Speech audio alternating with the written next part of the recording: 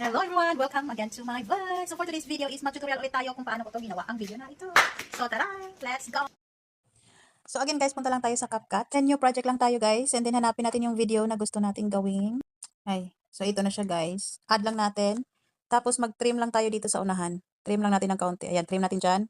Highlights lang natin, then split. Tapos click natin yung sa unahan and then delete. So ngayon hahanapin natin yung time na kung saan tayo nag-post. Or yung waki-waki.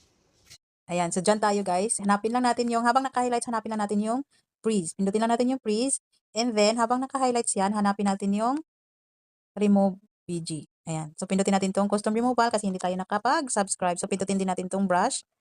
Ayan. And then, kayo na pumili kung gaano kalaking brush ang gagamitin nyo. So, ngayon, para hindi tayo mahirapan, i-zoom in lang natin.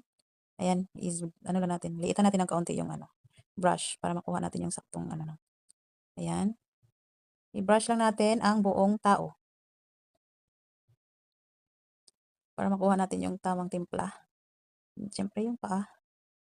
Ayan. Ayan.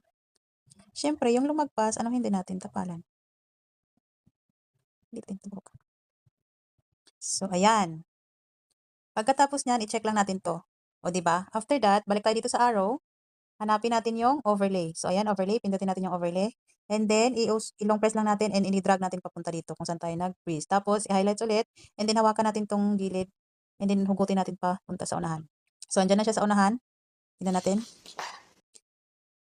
So, medyo halata yung kanyang guys, yung kanyang ang ating cutting. So, magpunta lang tayo sa adjust. And then, sa brightness tayo.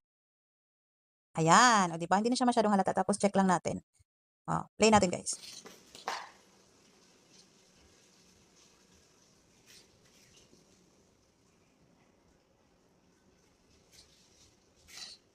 O, diba? Magic. So, that's it lang, guys. Pwede nyo ng export. Thank you for watching. Bye!